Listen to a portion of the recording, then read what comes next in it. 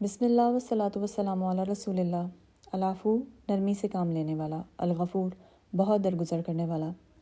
اللہ تبارک و تعالیٰ نے سورۃ الحج کی آیت نمبر 60 میں فرمایا، بات یہی ہے اور جس نے بدلہ لیا اسی کے برابر جو اسی کے ساتھ کیا گیا تھا۔ پھر اگر اس سے زیادتی کی جائے تو یقیناً اللہ تعالیٰ خود اس کی مدد فرمائے گا، بے شک اللہ درگزر کرنے والا بخشنے والا ہے۔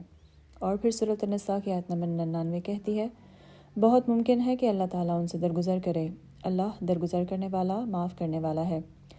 العفو وہ ہستی جو برائیوں کو مٹاتا ہے اور گناہوں کو نظر انداز فرماتا ہے، اگرچہ یہ معنی الغفور نام کے بہت قریب ہے مگر اس کا احاطہ الغفور سے بھی بڑا ہے۔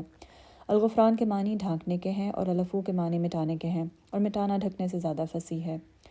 جب یہ دو اسم العفو الغفور ساتھ ہوں تو ان کے الگ الگ معنی ہوں گے، لیکن جب الگ آئیں تو ان میں سے ہر ایک دوسرے کے معنی کے متعلق ہے۔ عفو یعنی اللہ تعالیٰ کی بخشش دو قسم کی ہے، ایک عام بخشش جو تمام مجرموں کے لیے ہے، خواہ کافروں میں یا دوسرے لوگوں میں، سب کو یہ بخشش یا معافی ملتی ہے۔ یہ معافی گناہوں کی سزا میں کمی یا نعمتوں میں کمی کی صورت میں ہو سکتی ہے، جرمانے کے طور پر۔ اس سب سے مطلوب ان سے نعمتوں کو منقطع کرنا نہیں۔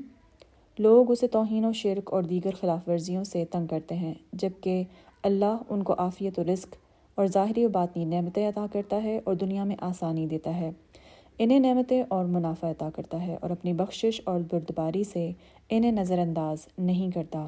ذات باری تعالیٰ پاک ہے۔ دوسری قسم اللہ تعالیٰ کی خاص معافی اور خاص بخشش ہے، جو توبہ اور استغفار کرنے والوں، دعا کرنے والوں، عبادت کرنے والوں اور مصیبت زدہ مگر راضی برضا رہنے والوں کے لیے ہے۔ سو جو بھی سچے دل سے توبہ کرتا ہے خالص اللہ کی ذات سے اپنے گناہوں پر، بغیر ہچکچاہٹ یا اصرار کے، تو اللہ اس کے تمام گناہوں جیسے کفر و فسق اور نافرمانی کو معاف کر دے گا۔ اللہ کے اس فرمان میں یہ سب شامل ہے۔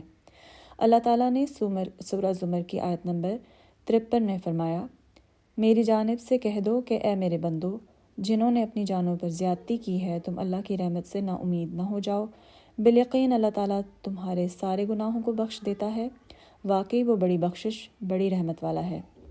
رب باری تعالیٰ کی عفو درگزر کے دروازے کھلے ہیں، اس کی بخشش اور معافی ہمیشہ سے ہے اور ہمیشہ رہے گی۔